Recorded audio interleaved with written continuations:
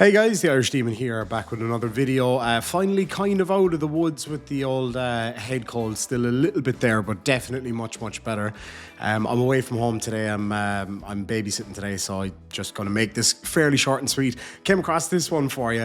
This particular guy, he's definitely a scammer, there's no question about it. The guy's taking money in all the time, but also claims that he doesn't have money to pay his rent.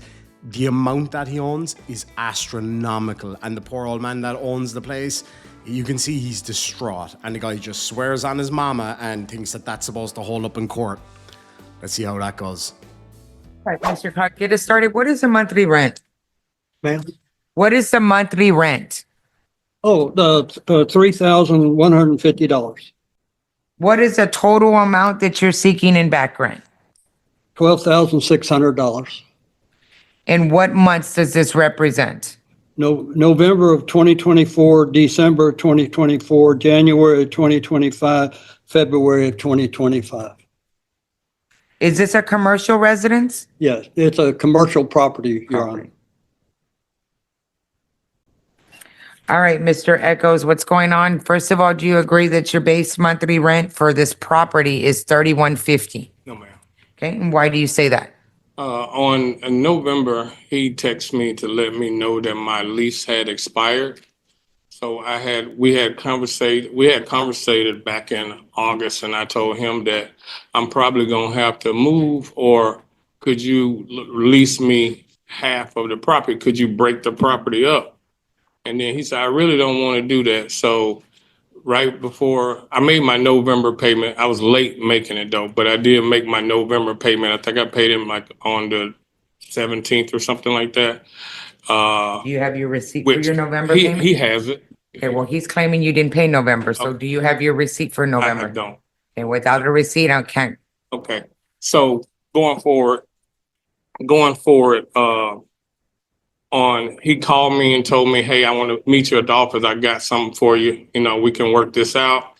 And, you know, since my lease had expired in November, he said that I can work with you. I'll lease you the back half of the property for $1,850. And I said, that's great. I said, because I had already found somewhere else that I was going to move to. And being that I had so much stuff to move, when he made the agreement for $1,850, the other person was going to reach to me for $1,500. But I called him and told him that, hey, I'm going to stay where I'm at. My landlord has said he's going to rent to me for the $1,850. And did anybody put this $1,850 in writing? No, it was a verbal agreement, which with 12 months, which I researched, 12 months or less, a verbal agreement is appropriate. Well, let's say if he agrees with it. And so with my proof of that, when he said that he was going to break it up, I have one of my friends, well, he's not a friend, but I know him in the trucking company. He called me and said, hey, Jim called me and said that, asked me would I rent the other half of the property because he was renting you half. And he told him, well, I already got a lot in Laredo. And so I have a screenshot of the conversation that he called Mr. Jim.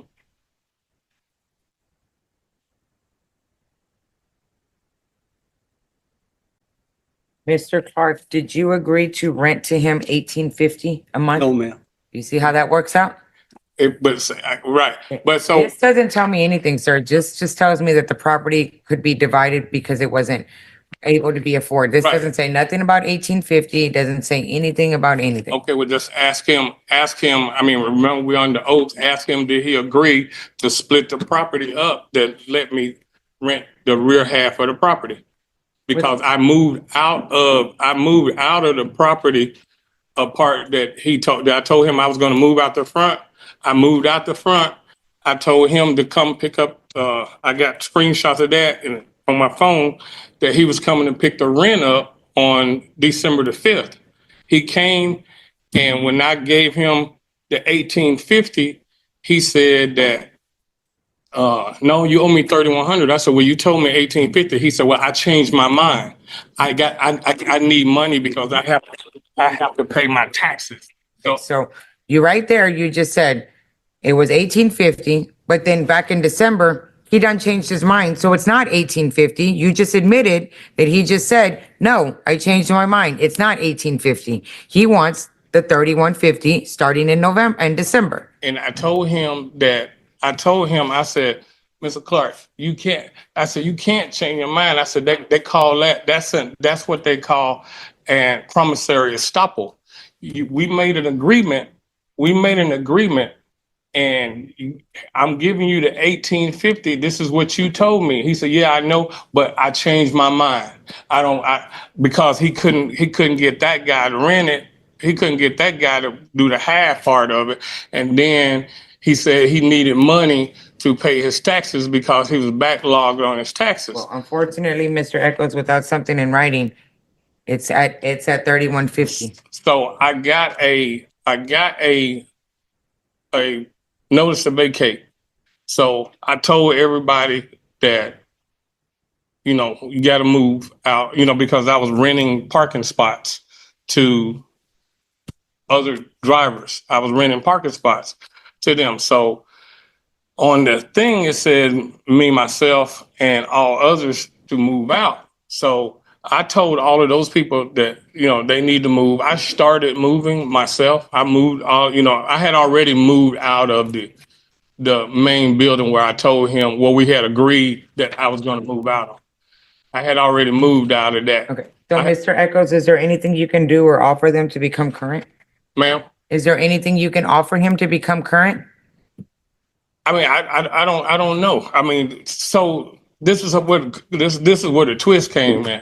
So I got hurt. I mean, I got hurt as I was moving my stuff. I hurt my back. But I still told everybody else they had to move. So if everybody else had to move, I would have talked to him and said, hey, I've hurt myself. I can't finish moving. I need a little more time to get my stuff moved. But he told them to don't pay him. I'm evicting him. Don't pay him, but you can go ahead and stay there until I tell you to move. So to me, he was telling them to stay there to move. So those people still haven't moved yet because he told them they didn't have to move. But he on the thing, it said that I had to get everybody to move. That was part of my thing. And I have screenshots of those things where I asked them, I asked them to move their stuff. Okay, that's between Mr. Clark and y'all. As far as Mr. Clark, what's going on with them not moving? Your Honor, I really don't know what he's talking about. He's collecting $100 a month ever since November for every driver there. They're paying him. I don't even go over there because I'm trying to get my property back. I don't have anything to say to anybody. There's about 15 truck drivers there. Each individual truck driver pays him $100 a month, and they're doing it to this day. They're paying him money. Okay, that's besides the point. So, Mr. Echols, how quickly can you move out? Ma'am? How quickly can you move out? I probably, because I'm on a doctor's care, I think I showed you a letter last week. I can't move anything right now. But I can try to be out by the end of the month with all of my stuff. If I evict you, you've got 5 days. Right. I don't have anybody. It's just me and my son. I don't have any relatives here or nothing So like you're that. asking for to the end of the month to Yes, move out. ma'am. Are you going to pay him anything? Ma'am? Are you paying him anything? I mean, if he's asking me, I actually, because of the agreement that we made, and he went back on the agreement. I mean, I thought we had an agreement. I was firm because, like I said, that's why I said it was a promissory estoppel, because I had a place that I could have moved. And when he came to me with the agreement that said that I could move, that I could go ahead and stay there and pay him the $1,850 a month. Fortunately, I don't have any proof of that. He knows. He said, I can't believe he's a former police officer, and he's right there lying under oath And I mean, this I'm buffoon of that he's doing this right now. But I have proof. Like I said, I have proof where he's talked to the drivers. He's talked to those drivers. I haven't collected nothing from none of those people since then because I told them to move. But because he told them not to pay me, so. Mr. Clark, are you willing to give him till the end of the month to move out? Your Honor, he bounces checks on me. He's very difficult to get money. He hides from me. I can hardly collect. I do not want him on my property. I do not, the lease expired. I'm ready to clear out everybody and try to rent the property. So, Mr. Echoes, he's not willing to give you any extra time. The only time I can give you is the 5 days. Right now, by your own testimony, you've already agreed that it was the 3150. At one point, y'all didn't come to an agreement. I said it's 3150 a month by your own testimony that he redacted it. So right now, I've asked you, you said you've paid November's rent. I've asked you for some proof. You can't provide it.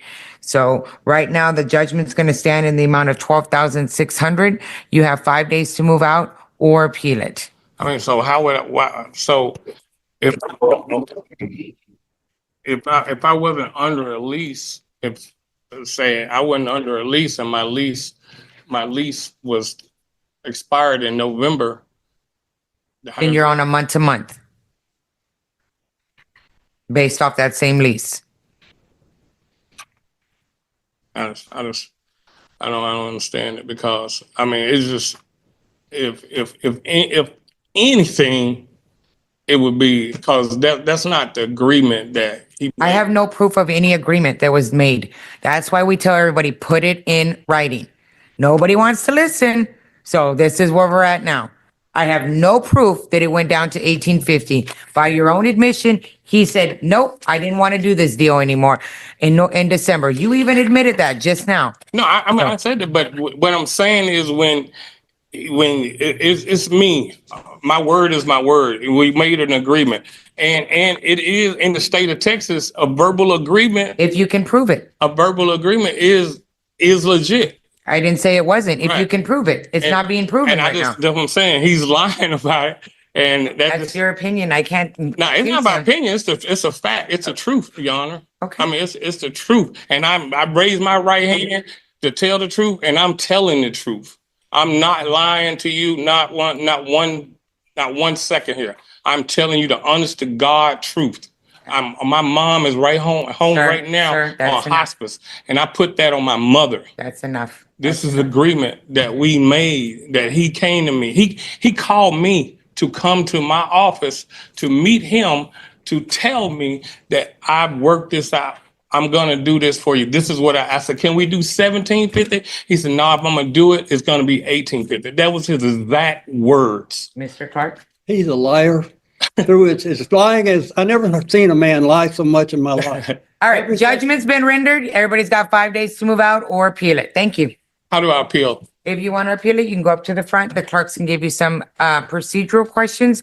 If you need some legal advice, flip around and legal aids out there as well. Okay. All right, y'all are free to go. Thank you. You've got 5 days to move out. If he or appeal. appeals, well, how will I be notified, Your Honor? Y'all both be notified through county court. County court will mail y'all something and then they'll ask y'all to pay the court costs and it'll be up to whoever pays the court costs. Thank you, Your Honor. You're welcome. Anyway, folks, there we have it. Clearly, the guy is just scamming. He's taking in money all over the place. He has excuse after excuse for not paying. But, you know, as he said, he sweared on his mama, which is somehow legally binding. But anyway, folks, I hope you enjoyed the video. If you did, make sure and hit that thumbs up button. And we will catch you in the next one. Slán.